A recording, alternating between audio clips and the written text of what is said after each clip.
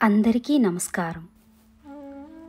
సంతానం లేని ద్రుపదుడు పరమేశ్వరుని గురించి తపస్సు చేసి భీష్ముణ్ణి చంపే కొడుకు కావాలని అడిగాడు.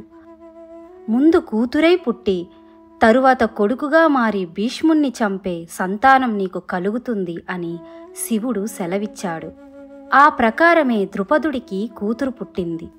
తల్లిదండ్రులిద్దరికీ అసలు సంగతి ముందే తెలుసు కనుక తమకు కొడుకే పుట్టాడని అందరితోనూ చెప్పి ఆ పిల్లను పురుష వేషంలో పెంచారు. ఆమెకి శిఖండి అని పేరు పెట్టారు. శివుడి వరం సంగతి ఆమెకు చెప్పి ద్రోణాచార్యుడి వద్ద విలువిద్యాభ్యాసం చేయించడం మొదలుపెట్టారు.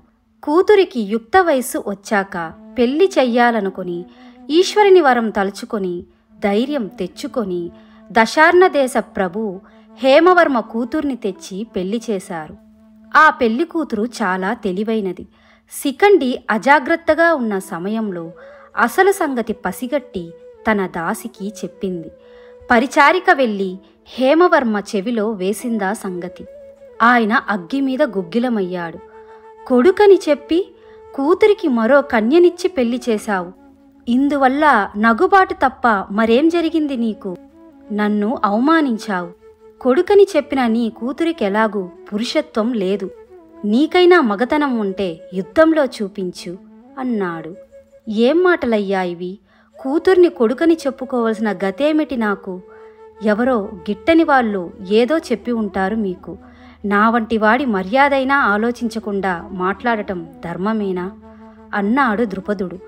అయితే మనిద్దరం ఇప్పుడే నిజానిజాలు తేల్చుకుంటే సరిపోతుందిగా అన్నాడు హేమవర్మ.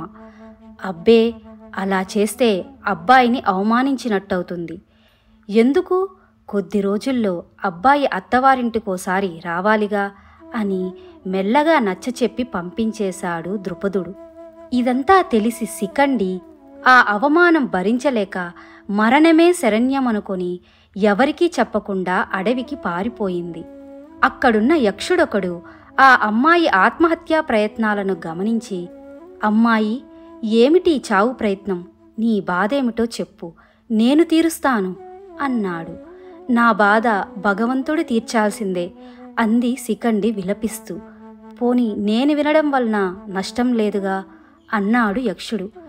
ఇప్పుడు నాకు పురుషత్వం వస్తే తప్ప ఈ బాధ తీరదు అని తన కథంతా పూసగుచ్చినట్టు చెప్పింది శిఖండి.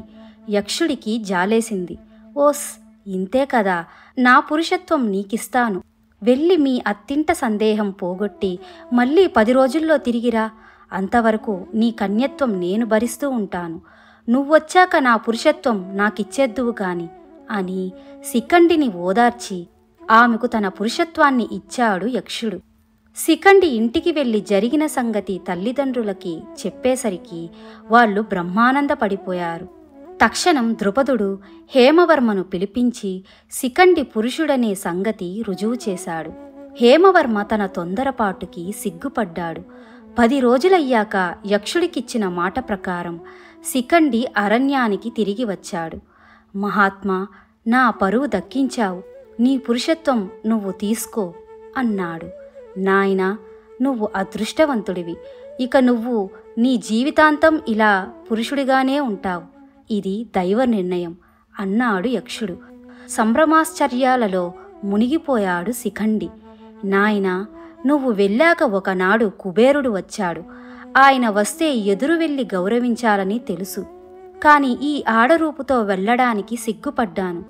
నేను గౌరవించనందుకు ఆయనకు కోపం కలిగింది. ఆయన పరివారంలో ఉన్న యక్షులు కొందరు నా దగ్గరకు వచ్చి సంగతంతా తెలుసుకుని వెళ్ళి ఆయనతో చెప్పారు.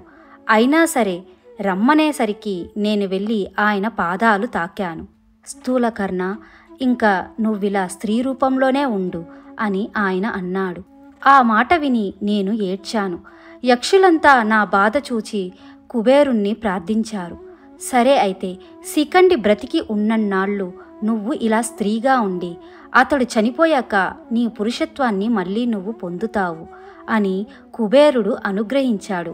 ఇందులో నీ తప్పేమీ లేదులే, వెళ్ళి సుఖంగా ఉండు అని యక్షుడు అనగానే అపరిమిత ఆనందం పొందాడు శిఖండి. స్థూలకర్ణుడి దగ్గర సెలవు తీసుకుని గబగబా ఇంటికి వచ్చి తల్లిదండ్రులకి వార్త తెలియజేశాడు. ద్రుపదుడు తన అదృష్టానికి మురిసిపోయి దేవతలను విప్రులను పూజించి నిస్సంకోచంగా ద్రోణాచార్యుడి దగ్గరకు శిష్యుడిగా పంపాడు శిఖండిని. ఆ తరువాత అస్త్ర విద్యల్లో అతను ఆరితేరాడు. ధన్యవాదాలు.